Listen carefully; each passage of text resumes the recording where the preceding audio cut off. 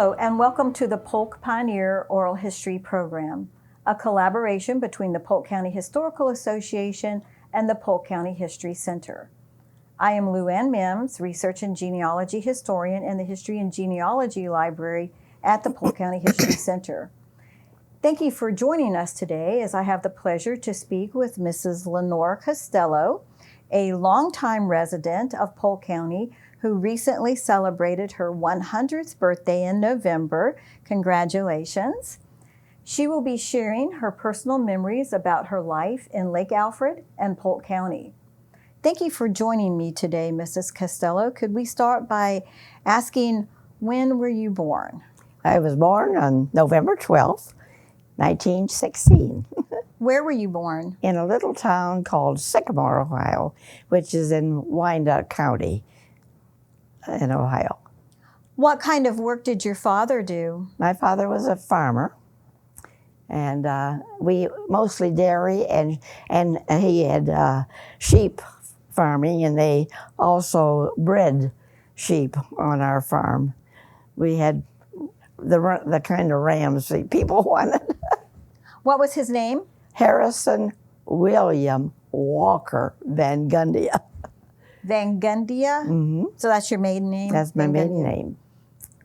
And your mother? My mother's name was Nessie Lenore Alford Van Gundia. Alford? That was her maiden name. Okay. And was she from Ohio as well? Yes, yes. They went to school together. Okay. Did you have any brothers or sisters? I had 4 sisters. What number were you? 3. You were right in the middle.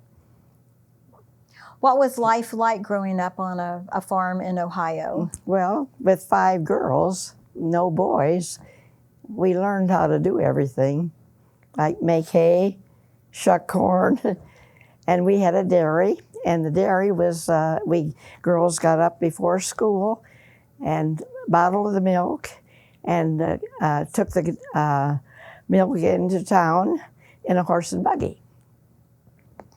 And we did that for several years until all of us were gone. Dad couldn't do it anymore, so we did not have the dairy at that time. Was your family impacted by the Great Depression? Very much so. I had to work my whole way through college. Dad couldn't afford to send me to school. But I wanted to go, and I was an honor student, and I did win a one-year scholarship at Heidelberg College in Tiffin, Ohio. And I just decided, well, I'm going to go 1 year. What year did you graduate from high school? 1934. 1934, so right in that Depression era. Now, your mom had gone to college, right? Yes, in the 1800s. What school did she go to? Oberlin Conservatory of Music. She studied piano. Piano? Mm-hmm. Then she taught the children in Sycamore how to play. How unusual was that? Very much so. But she had an uncle that was a lawyer, and he was not poor, and so he sent my mother to school. And it was kind of not usual for females to attend college during that time, probably prior to 1920. So was she your inspiration to try to go to college? No, I was a pretty good student. I was salutatorian in my class, and when I got that scholarship, I took a test in biology, and I won it, and I decided, well, I'm going to use that scholarship. And then after that, I found jobs to help me through school. One of my best jobs was I was the secretary to the history department. Of what college? Heidelberg. Oh.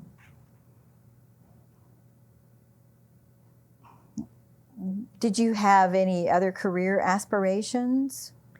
I wasn't sure what I was going to do because in those days, you were either a nurse or a teacher, and I really didn't want to be either one. So I majored in sociology and minored in biology. So I thought, well, there must be something I could do in sociology. because there were organizations, you know, in those days, like Salvation Army and Red Cross. So I wasn't sure what I was going to do. And nobody else thought what I was going to do either. My parents were really worried because they thought I should be a teacher. Did any of your other sisters go to college? My oldest sister started at the age of 46, graduated from Heidelberg, magna cum laude, got her master's degree in Ohio State, but then she got cancer and she died at 59. Oh. So but she had everything done for her doctorate but her thesis. Wow. And then my younger sister also graduated from Heidelberg, and she was a music major, and she lives near Haines City, and she's been here 50 years. Oh, I'll have to get her name. Yeah. She's taught school in Lake Alfred for 30-some years. What's her name? Billy Kinsley, Kuenzli. I'll have to look. And interesting about her name, because my mother named all of us William Frederick, but we never got a William Frederick. So when she was born, she became Billy.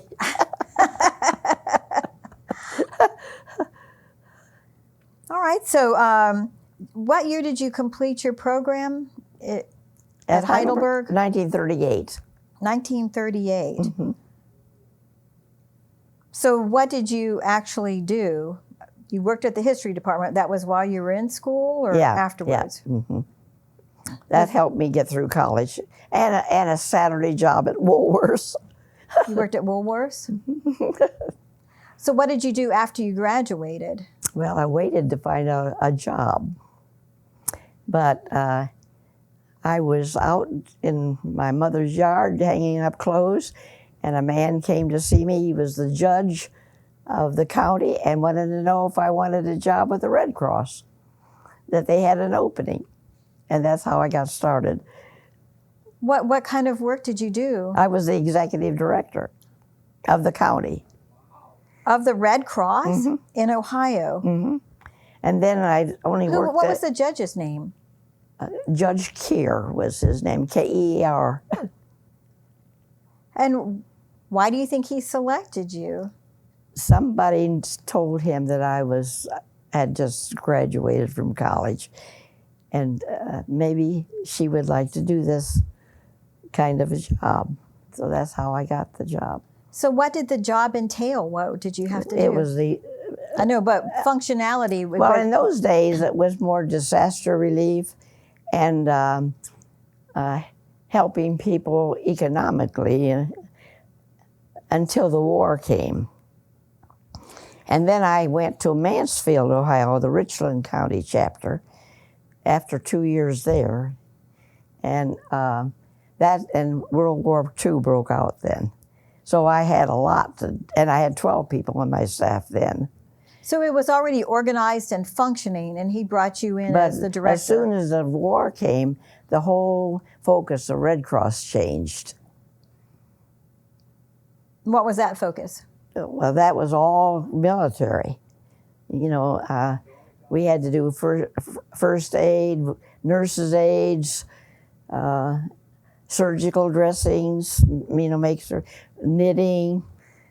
It was a completely different, and then home service to the military, where we had to help families, and it was a big job then. It just catapulted into another kind of a job. Can you think of anything as an example of what you would have done on a daily basis? Because this is fascinating. Well, a lot of it was the home service. We were even responsible, in the beginning, responsible for telling the families when somebody was killed. But then we didn't do that very long. But then we had, sometimes we would even organize a wedding for a young man who was on furlough. Would you work with the USO at all? No. No, that was a separate organization. Just Red Cross. Okay. How about like a birth of a child? Would you like send telegrams? We didn't do that. Okay. Well, that's why I'm trying to figure out what you did do. But we did have to train a lot of people for different, well, especially in first aid. Everybody wanted to take first aid.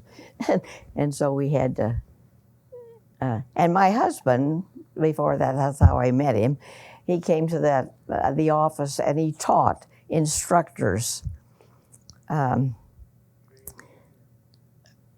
first aid. So that was his job on the national staff.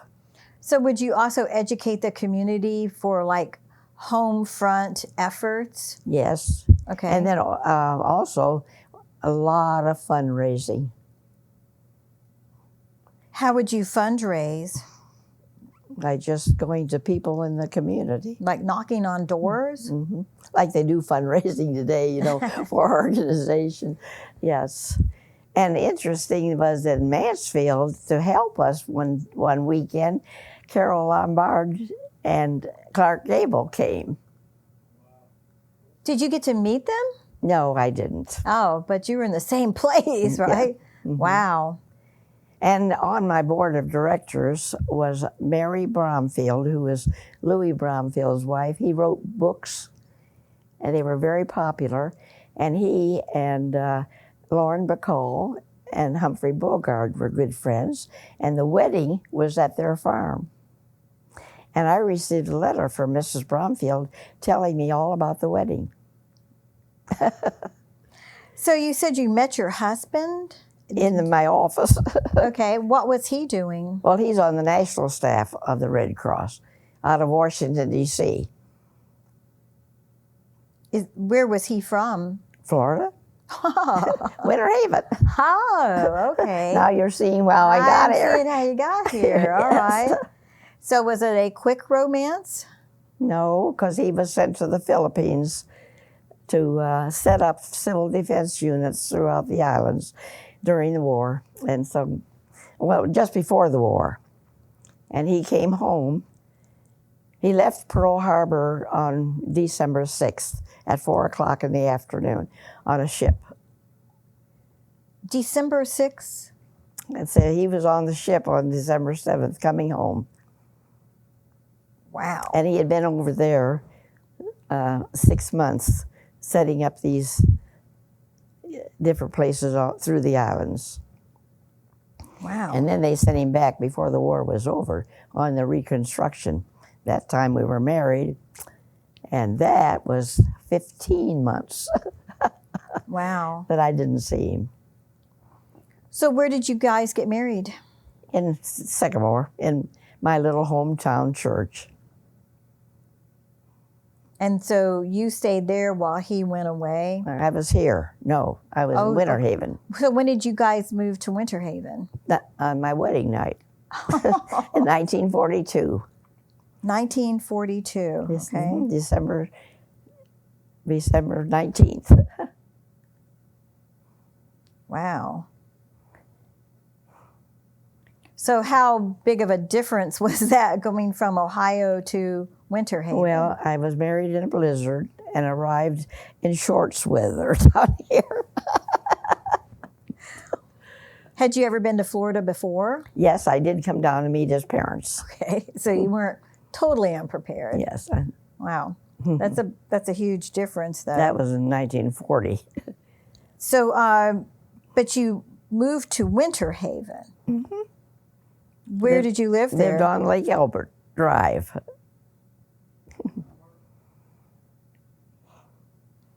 So you gave up your job with the Red Cross? Yes.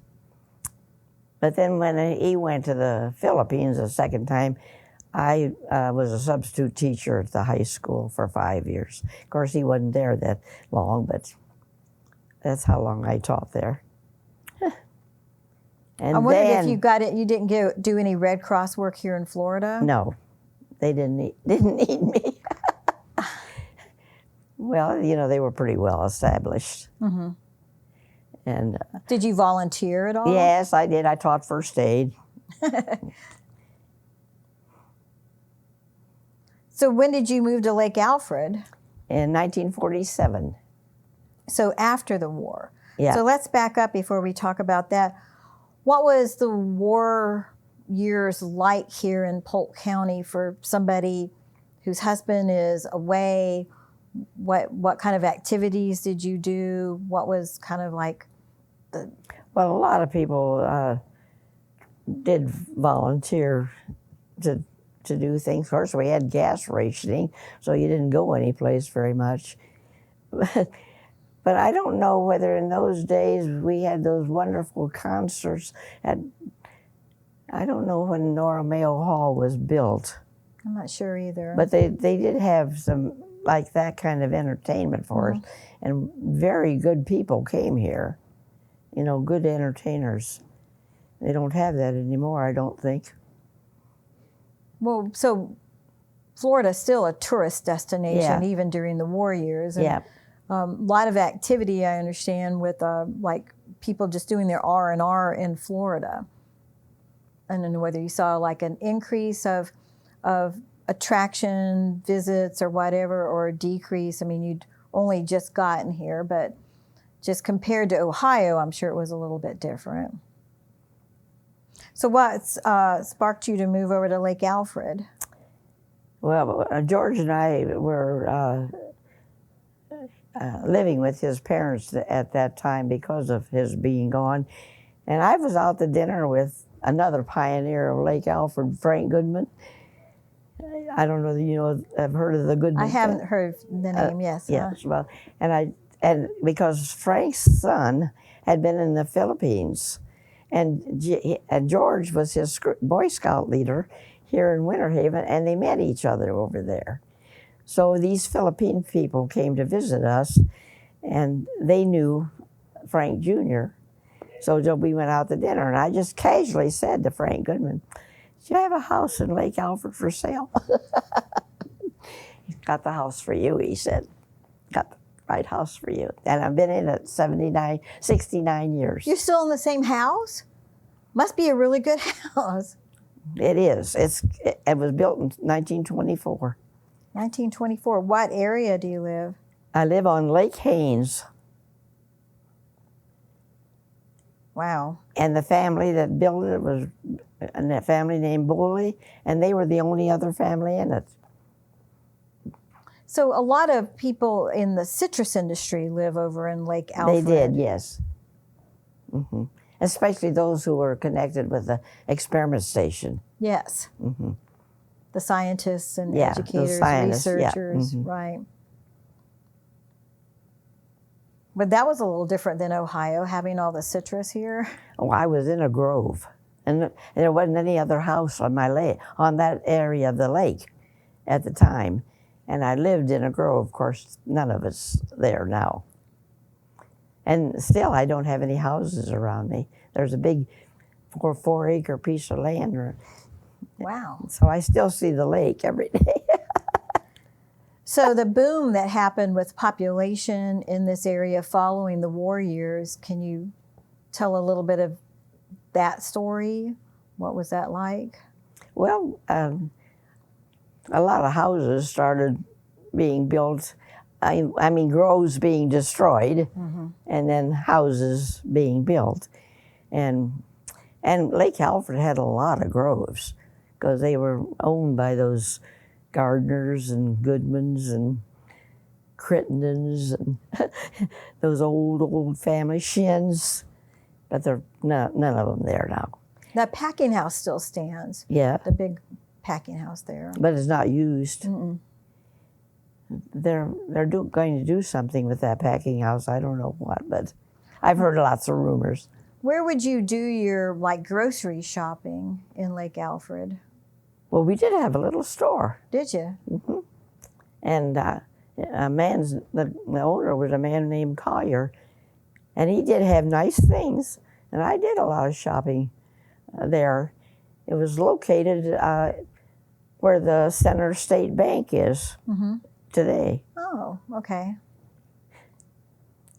But let me see I also had a Piggly Wiggly in Winter Haven. Now, this is a story.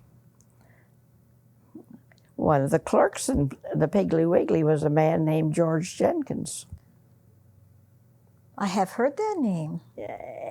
And we bought groceries from George Jenkins. And he always wore a long white apron. And so then... Was he really personable? Is that how you knew very who he nice, was? very nice. And my father-in-law was a real estate man, Tom Costello. And he suggested to George that, he said, George, you ought to buy some property and build your own store. And so he did, across from the Baptist church. Yes. And then, of course, then we started shopping there at the Publix. And my nephew works at the Publix in West Palm Beach, and on my 100th, they have 70 employees in his store. And for my 100th birthday, they sent me a huge card with everybody's name on it. So I wrote a thank you note, and I told about my experience with George Jenkins. But that wasn't the only experience I had with him. When we built our Girl Scout camp, I personally went to George Jenkins, and I walked out with the check that I needed. And then we built a service center in Lakeland, and again I went to George Jenkins, and I got another check. Wow. From him. He handed me exactly what I asked for. I mean, the man is more than a legend. He was Yeah. in reality who... So that's my connection with him. But that store, I don't remember, I think it's in the history book. It had one of those seeing eyes where you... The electronic eye. Electronic eye. Yes, that was part of their advertisement, yes. And people did go in and out. And now we just take that for granted, Yeah. that the door is going to automatically open. Yeah. But I guess that was quite the thing. Now, you had talked earlier about some experiences you had at Cypress Gardens. Yes. Would you frequent the gardens? Well, I became a Girl Scout leader in 1945 in Winter Haven, and I had 32 girls in my troop. And I had kept them. They started with me in the 5th grade, and I kept them and they graduated as seniors. And there were 28 girls left in that troop.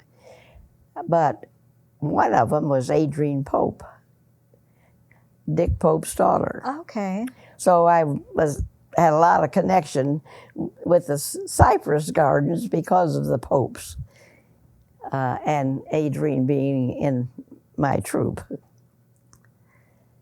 Well, you had said that you had met Esther Williams. Yes, well, she came here to make that movie On an Island with You, and so they chose several Winter Haven girls to swim with her.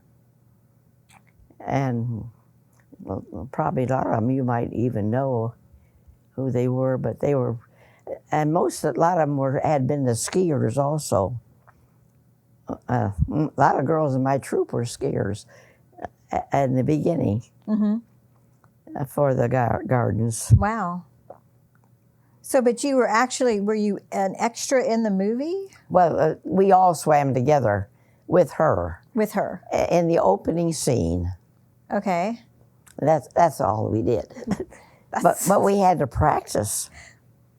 Were you practicing in the Florida pool? Or? No. Oh, that wasn't built then. It wasn't built then? No, we had to do it in the lake. Yeah. One of those little canals. Yes. Mm-hmm. Wow. With the gators. We didn't even think about that. Wow. So you became a Girl Scout leader in 1945. 45, yep. So you just moved here in 42. So you jumped right in. You formed the troop? No, it was already existing. A lady by the name of Sally Abernathy had 5 troops every day. This was before there ever was a Girl Scout Council. So what's the structure? We were lone troops. Okay. That's what they called us in national headquarters. But so when did the councils get started? It's the Sunshine Council? No, it was called Lake Ridge. Lake Ridge, okay. And it began with only 6 little towns and 450 girls. And in 1950, I became the executive director of that little council. Okay. Now, what does an executive director of a Girl Scout council, what are their responsibilities? Oh, we're responsible for everything. Fundraising, programming, training. It's our job. We don't do it all by ourselves because we have to learn how to get volunteers. And then we train the volunteer. And that's the way it grows. Otherwise, it would never grow. And that council merged with another one in 1960. And first of all, we took in a lot of little. Bartow was not in it. Auburndale, Mulberry, none of those towns were in it in the beginning. But Bartow then came in, and then we got Highlands County, and then we got Hardy County, and Lakeland still held out. But in 1961, they've joined us. 1961. And so now it's Polk County and Highlands, Hardy, and then we took in Marion, Lake, Sumter, and Citrus. And that's when it became the heart of Florida. Now, somewhere during this period of time, there was a Girl Scout plaque put at Florida Southern College. Yes. In recognition of Juliet Lowe. Lowe, yeah. Were you part of that yes. group? Mm-hmm. Mm-hmm. I know they've since moved it to Tampa. Yeah. Mm-hmm. So how many girls or troops did you end up having under your directorship when it merged in 1960? When I left the council in 1976, there were the 7 counties and 8,000 girls. Wow. So I would say you were quite successwell at Yes, gathering volunteers. And a 600-acre Girl Scout camp. Tell me about the camp. Well, there was a young, one day my president came walking in. She was from Bartow, her name, Bernice Holm, came walking in. She said, "We've got to find a camp for these girls." And I said, "Bernice, we don't have any money for a camp." She said, we have to find one. Well, and with the old Lake Ridge Council, John Snively, Yes.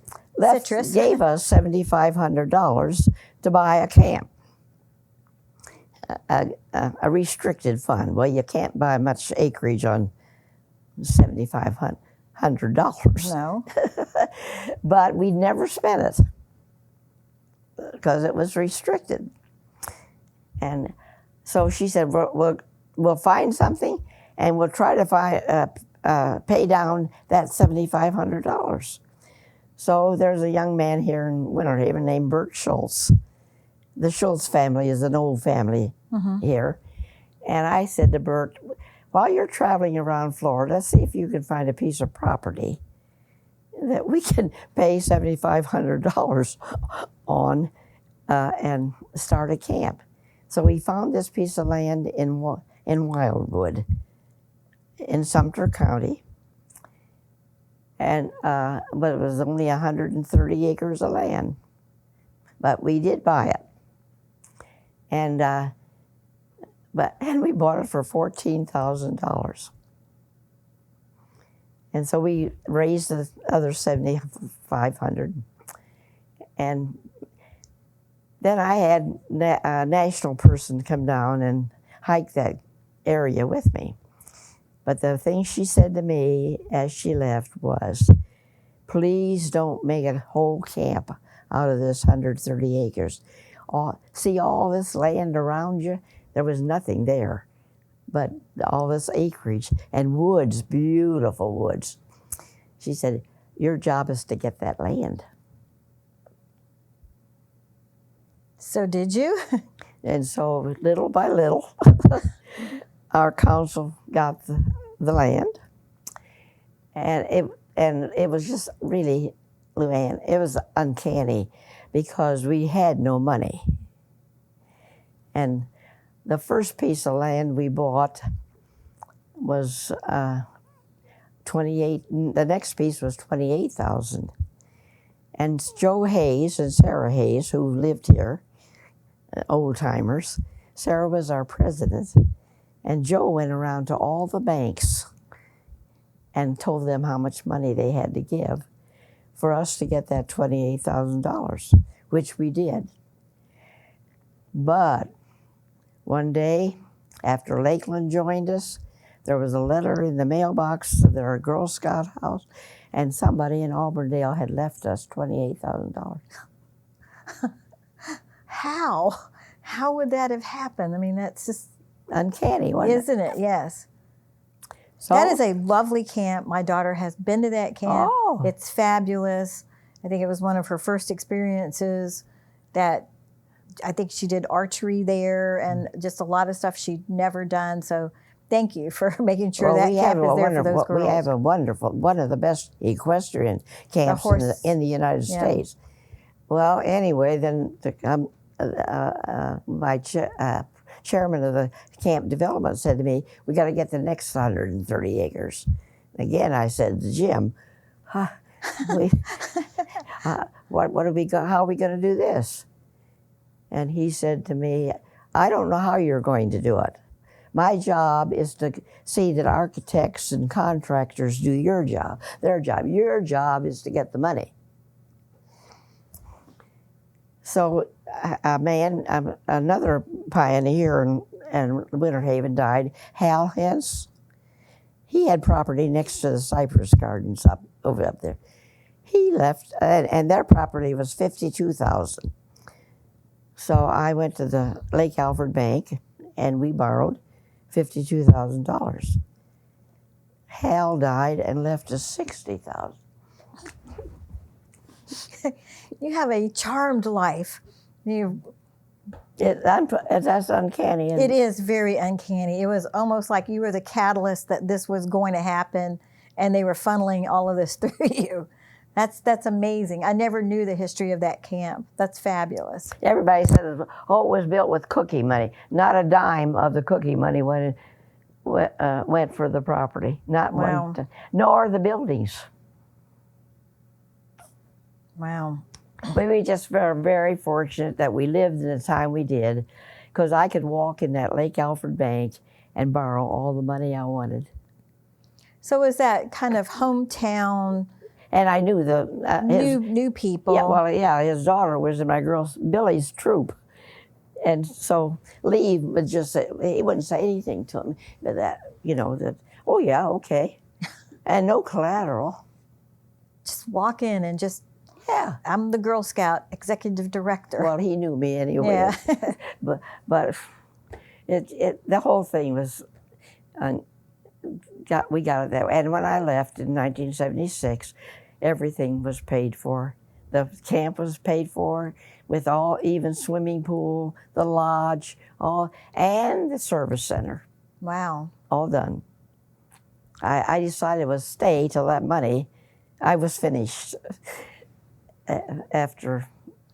So all of that good Red Cross training you did, it seems like it kind of filtered through the rest of your executive directorship there.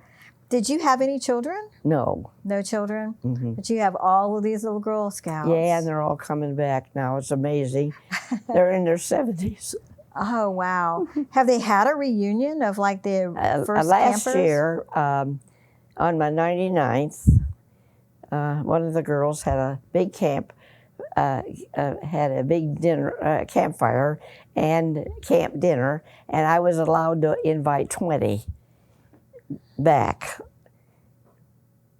And it was interesting because they weren't all of the same era. Oh, yeah? But they got along just like they were sisters. Oh, it's Girl Scouting. Mm-hmm. It is a sisterhood. And they still a lot of them write to me, and so it paid off. Were you involved with any other community activities, or did that take up all your time? Well, for 43 years, I was a camp inspector for the American Camping Association, and also a trainer of inspectors. And I was privileged to go to Puerto Rico several times to inspect their camps. Now, what per se does a camp inspector do? They have to see if you eat, you meet all the safety requirements, and nutrition. The book's about that thick. And if you have horses, do you have insurance? Do you have what do your horses look like? Mm-hmm. I mean, are they kept up? And everything in the kitchen, is it, sanitary? So it's not a state agency who does that. It's a national agency. National. And it's called the American Camping Association. Wow. Their headquarters are in Indiana. And anybody that wants to be approved has to be inspected. And there were 6 camps down in Puerto Rico. Wow.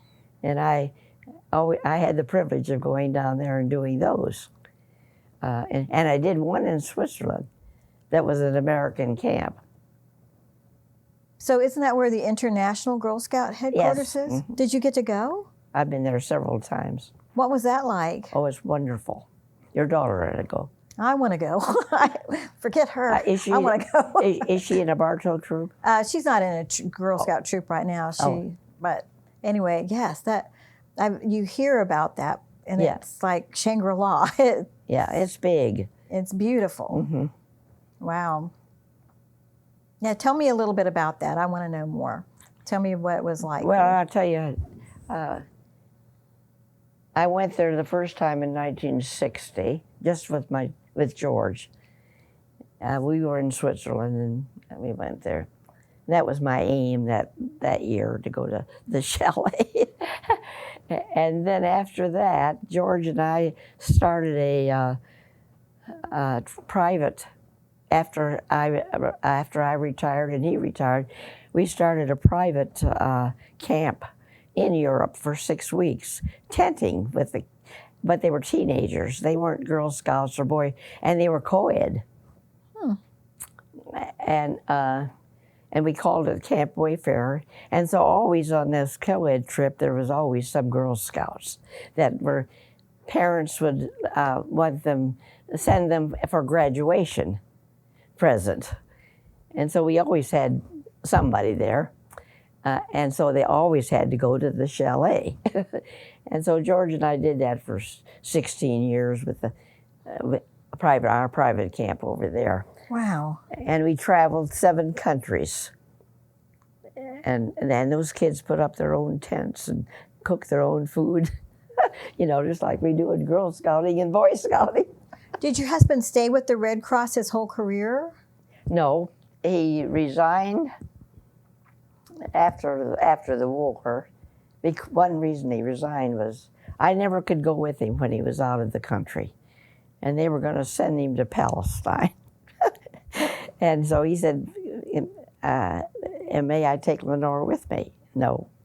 So he said, well, I'm sorry. I'm married, and I'm not doing this anymore. So then he came back. He was a principal of this high school before I was ever married to him. And then so he went back teaching school in high school. He taught world geography and English. And then at the last there, he did part-time teaching at Polk State. And he taught psychology for the classroom teacher. And then he didn't. After that, he was retired. So he was a teacher. He was also a Methodist minister, but he never had a church. It sounds like whatever he was doing, he had availability to travel with you, which was fabulous. So I hate to ask, is there anything else you did? I just want to make sure I'm not overlooking anything. Now I can tell you a little bit about my Girl Scouting. In 1956, did you ever hear of the Juliet Low Road Friendship Fund? Sure. And you probably contributed. Yes. Okay. They sent women and girls out of the country once a year. I don't know what they're doing with it now, but I was selected as one of the 12 women in the United States, and my assignment was to the West Indies in 1956 for 2 months. What did you do? I taught what they called tropical camping. Tropical camping. Now, I'm not sure what that was, but that's what they gave me the name of. And I went to the island of Antigua, St. Kitts, Nevis, and Barbuda. Not Barbados, Barbuda. And Barbuda was a very remote little island. That was one of my most interesting experiences with them. So I was there 2 months teaching that going from one island to the other, flying on a plane with just the pilot and me, or on a ship that had food hanging up like venison, and they had pigs on the boat. And it pretty primitive. Who were you teaching to? The guides. The guides. The girl guides. Okay. And I had lifelong friends. They're all gone. That were my hostesses, and we lived. We were friends. They both, all three of them died. Oh. Wow, that for years we were fabulous. Friends. And I went back there. I've been back there several times since then. Mm-hmm. And there's one Girl Scout still living that I see, guide. One girl guide that I see when I go down there, that was in my group. But when I went there, you remember when we were having the having trouble with those votes for George Bush here? 2000, yes, the 2000 election. And Catherine Harris was... Yes. Okay, well, I took Catherine down there when she was a teenager for a swimming program. So she was one of the girls who went on this. See, girls that elevate into these leadership roles, Girl Scouts. Yeah, and she, so she was down there. But this time when I went down there, this was all happening in Florida. Oh. So they asked me to be on the radio. And so I told them about how I had brought Catherine Harris down here for a swimming program. Afterwards, two women came up to me, and they said, Gundy, they called me Gundy. Gundy, we were in that swimming program. Oh. As little girls. I said, well, did you learn to swim? Hopefully. And they said they did. Wow. I could talk all day about scouting. You've got fabulous information and great memories about that. I do want to kind of move forward a little bit. Your birthday celebration, I understand you shut down the town. Can you tell me a little bit? You had 9 different celebrations? Well, first ones began in May with my own family in Ohio. And I couldn't believe it. 43 of my sisters' children and grandchildren and great-grandchildren were there. Only one couple weren't there, and they are stationed in Hungary. So they couldn't come, of course. Everybody else was there. Some I'd never seen of the little things. So they had a nice big celebration. Right. And then the day after my birthday was that thing at the City Hall. And it was a surprise. Right. They didn't tell you it was a birthday celebration. No, but I had a little inkling when the mayor came out to get me. I thought, this is interesting. I've met your mayor. Yeah, he's nice. Yes. Charlie Lake. Yes. Yeah. But still I was surprised when I saw all these people in there. You literally closed down the City Hall. Yeah, and Right. oh, it was a beautiful party. Right. Then the next day, I had, oh no, the Sunday before that, I went to Orlando. And the ex-mayor, Bill Frederick, his family, his dad had a shop here, you know, a men's shop here for years. Well, Bill had a party for me of some people that I knew. And some of my old Girl Scouts were there. Nice. And then the next one was the City Hall. The next one, my friend Patty Mueller had my prayer group for lunch. Wednesday, I've lost the sight. It's part of the side of this eye. I knew that on the Sunday before something was wrong. So one of my friends came out, Kathy Brenton, and she said, "You're going to the doctor with that eye." So they put me in the hospital for 2 days. But I think just to find out, you know, what the cause was. What to do. And I probably never will get complete, but that's okay. I can see it. See out of this. And nothing's happened to me much. Well, I did have a mastectomy in 1992, but I got well from that. So you're a breast cancer survivor as well? Yeah. Well, you are something else. Wow. So anyway, that's happened. Then let's see. When I got out on Saturday, Dr. Baker let me go home. Then Sunday, the church had a huge thing. I think that was... It sounds like you just had an exhausting time. It was like, wow. But I didn't eat a piece of cake. You didn't? No, he took me off sugar. Oh, no. I was going to say, what's your secret? And they were beautiful cakes. Oh, wow. Well, you got to spill your secret, though, to being so active at your age. What do you do? Well, I guess you probably don't know this, but I'm an Appalachian trail hiker. I did not know that. What is your trail name?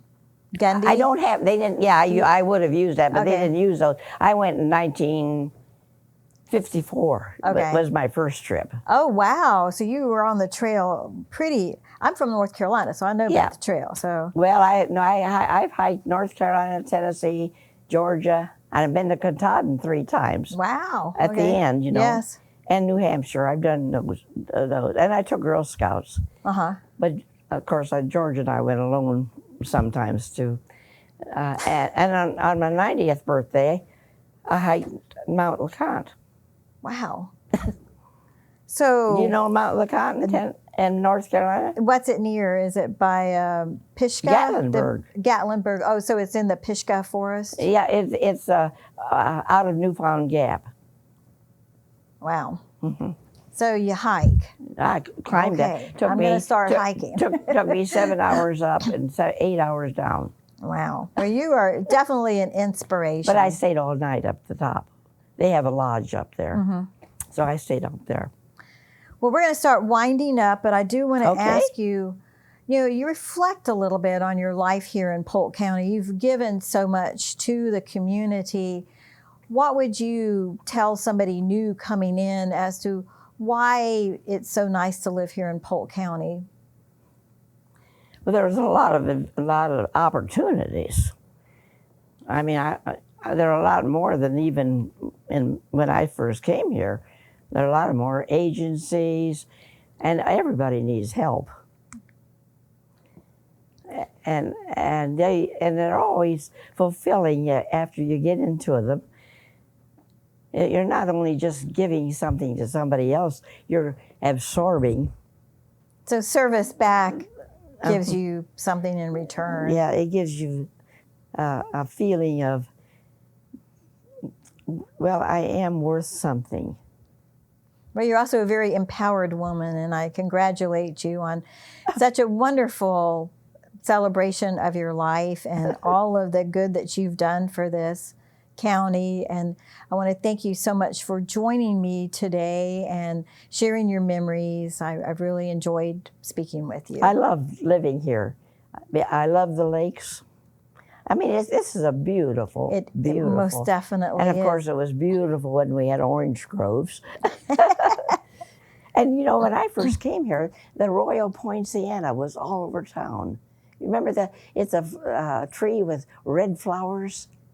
I think I know what you're talking about. And all down Central Avenue was the mountain ebony. It was beautiful. So a little bit of change, but by and large, it's still kind of that nice place to live. Oh yeah. Well, look at the. It's close to both coasts. It is. Well, again, thank you so much for talking with me today, and congratulations on your recent milestone birthday. Well, I thank you. Well, thank you.